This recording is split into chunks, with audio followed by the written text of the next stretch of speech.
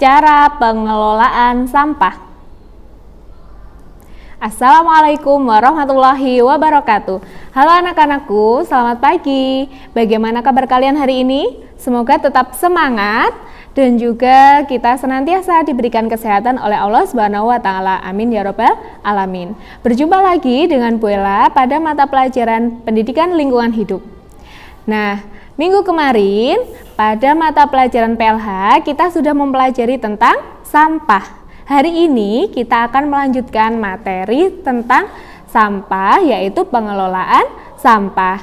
Nah, agar kalian nanti juga lebih mudah untuk mengikuti penjelasan Ibu, silahkan disiapkan buku PLH dan juga buku tulisnya. Nah, marilah kita membaca basmalah bersama-sama. Bismillahirrahmanirrahim. Nah, silahkan dibuka buku PLH-nya halaman 20. Nah, di halaman 20 kita akan mempelajari tentang cara pengelolaan sampah.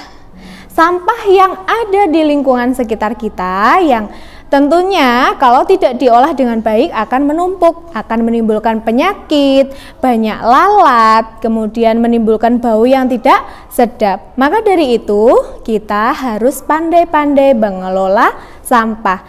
Nah, Ibu sudah menuliskan pengelolaan sampah dengan prinsip 4R. Apa saja itu 4R? 4R adalah reduce, reuse, recycle, dan replace. Nah, apa Bu artinya? Mari kita pelajari bersama-sama. Kalian bisa membuka buku rangkuman halaman 24. Nah, di halaman 24 itu sudah dijelaskan pengertian dari 4R ini, reduce, reuse, recycle, replace. Kalau reduce berarti artinya mengurangi.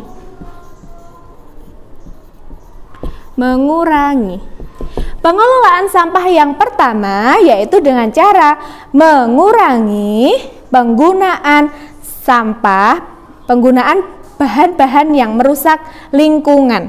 Contohnya apa, Bu? Contohnya kantong plastik. Ya kan, kantong plastik itu akan sulit terurai. Nah, kantong plastik itu biasanya kalau di bukumu ini sudah dituliskan akan terurai sekitar 50-80 tahun, lama sekali. Maka dari itu kita harus bijak menggunakan kantong plastik. Nah, penggunaannya misalkan kalau di toko kalian diberikan kantong plastik dan kalian belanja banyak, pastikan kantong plastiknya juga banyak. Nah, cara kita untuk menguranginya adalah cukup satu saja kantong plastik. Ya, cukup satu kantong plastik. Bilang saja, enggak usah pakai kantong plastik, Bu. Ini saya sudah punya. Nah, berarti kita sudah mengelola sampah dengan reduce. Kemudian yang kedua adalah reuse. Reuse ini artinya menggunakan kembali.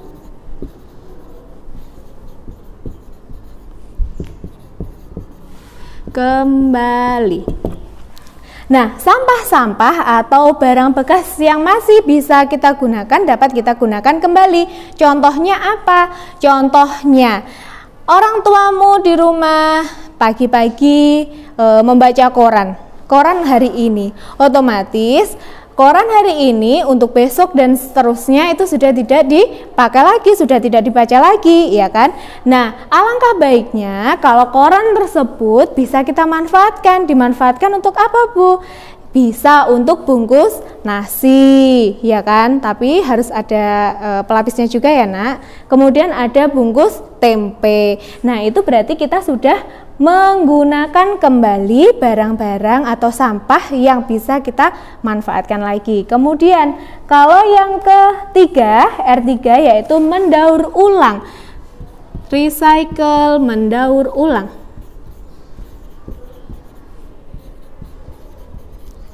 Nah, kalau mendaur ulang sampah menjadi produk yang baru. Contohnya apa? Contohnya botol bekas minuman atau botol bekas air mineral itu bisa kita manfaatkan untuk membuat pot bunga, dan juga bisa digunakan untuk tempat pensil, dan atau juga bisa kita gunakan untuk celengan, dan masih banyak lagi ya. Bisa juga lagi contohnya adalah kertas yang sudah tidak terpakai, bisa kita daur ulang menggunakan apa? Bagaimana caranya? Dijadikan bubur kertas, terus kemudian dibentuk, nanti menghasilkan produk yang baru yang bermanfaat dan mempunyai nilai yang tinggi. Nah, berikutnya yang R4 adalah replace atau mengganti.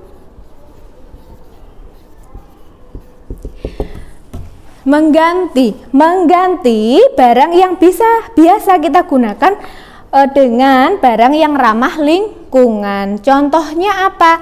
Contohnya misalkan plastik ya, bungkus plastik, atau misalkan makanan yang dibungkus plastik, kalau memungkinkan bisa kita bungkus dengan daun, karena daun akan lebih mudah terurai daripada plastik. Nah, sampai sini paham, Nak? Sudah ya? Ada prinsip 4R, reduce, reuse, recycle, replace.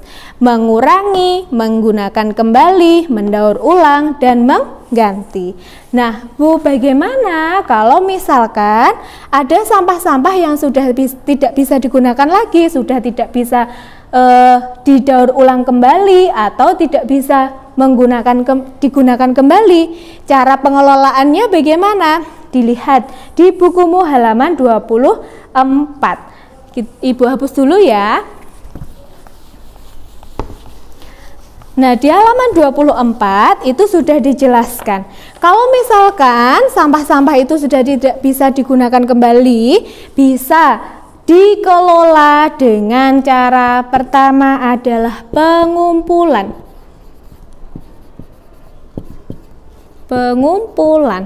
Kemudian yang kedua adalah pengangkutan.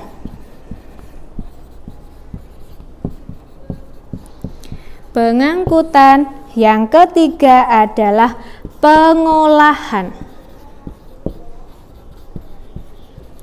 Nah, maksudnya bagaimana, Bu?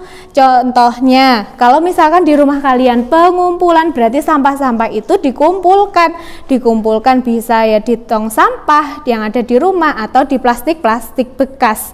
Nah, tentunya sampah tersebut sudah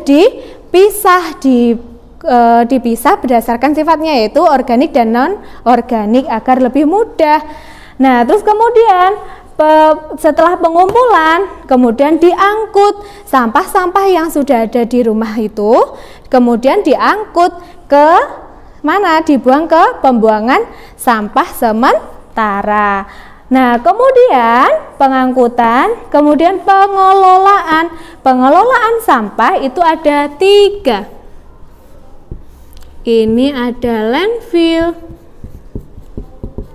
kemudian ada incineration, kemudian ada composting.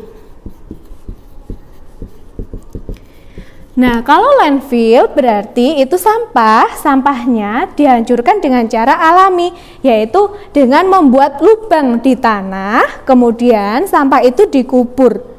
Ya, landfill itu berarti sampahnya dikubur.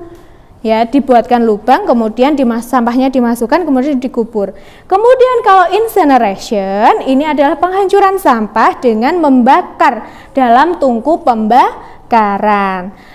Nah, terus kemudian yang terakhir adalah composting, yaitu sampah-sampah yang sampah organik itu dijadikan kompos yang dapat menyuburkan tanaman. Sampai di sini paham, Nak? Sudah ya? Nah, tadi kita sudah belajar 4R, reduce, reuse, recycle, replace. Kemudian sampah yang sudah tidak bisa digunakan lagi atau didaur ulang berarti dengan cara pengumpulan. Sampah dikumpulkan, kemudian diangkut dari TPS ke TPA, tempat pembuangan sampah sementara, ke tempat pembuangan sampah akhir, kemudian diolah Bisa landfill dikubur, incineration dibakar, kemudian composting dijadikan kompos. Sudah paham? Kalau sudah paham, silahkan dibuka halaman. Kita kembali lagi ke halaman 21. Nah, di sini ada kegiatan pengelolaan sampah. Ya, di bukumu ada beberapa poin, ya, ada beberapa poin.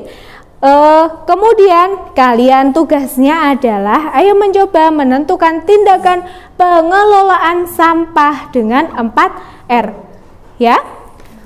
Terus kemudian yang pertama, ayo dibaca, menggunakan baterai yang dapat di-charge kembali. Itu termasuk yang mana? R1, R2, R3 atau R4? R2. Silahkan dicentang di R2. R2-nya dicentang ya, Nak. Nah, R2-nya dicentang. Kata kuncinya adalah menggunakan kembali. Kita memakai baterai yang bisa di-charge, ya, terus kita gunakan kembali, itu akan merupakan reuse. Kemudian yang poin kedua, membawa tas belanja sendiri untuk mengurangi kantong plastik bungkus barang belanja. Kata kuncinya adalah mengurangi, berarti yang dicentang adalah R1, pintar. Kemudian yang ketiga, mengumpulkan sampah kertas untuk didaur ulang di pabrik. Berarti apa? Untuk didaur ulang, kata kuncinya berarti R3, pintar. Kemudian yang nomor 4, menggunakan botol minuman yang biasa menjadi botol minuman yang bisa dimanfaatkan secara berulang-ulang. Seperti botol yang terbuat dari mineral aluminium, berarti termasuk apa? Ganti, pintar, berarti R4. Kemudian yang berikutnya, menggunakan produk yang dapat diisi ulang. Misalkan membeli minyak goreng kemasan isi ulang, sabun mandi cair kemasan isi ulang, berarti termasuk R2. Yang berikutnya, menulis pada kertas di dua sisi. Berarti menulisnya jangan di sini, tidak di sini terus kemudian di sebaliknya, tidak, tapi di sini terus di sini, berarti mengurangi, pintar, R1. Berikutnya, membuat berbagai kerajinan tangan dari mendaur ulang kertas. Kalau yang namanya mendaur ulang berarti R3, pintar. Berikutnya, mengurangi penggunaan bahan sekali pakai. Kalau mengurangi berarti R1, pintar. Yang berikutnya, memanfaatkan kain perca untuk kerajinan tangan. Berarti ini didaur ulang, berarti R3, pintar. Kemudian yang terakhir, mengumpulkan sisa kaleng, botol bekas dan yang lainnya untuk didaur ulang di pabrik. Sama, berarti R3. Sudah paham ya, Nak? Silahkan dicentang di buku paket kalian masing-masing. Nah, Ibu rasa cukup untuk materi hari ini. Semoga kalian bisa memahami ya. Nah, agar lebih Ibu tahu kalian sudah memahaminya atau belum, silahkan dikerjakan halaman 22 yang bawah, pengelolaan sampah. Ya, ini ditulis di buku tulis. Sudah paham? Sudah. Baik, terima kasih atas waktunya. Semoga bermanfaat. Bella minta maaf kalau ada kata-kata yang kurang berkenan atau ada yang salah. Cukup sekian, akhirul kalam. Wassalamualaikum warahmatullahi wabarakatuh.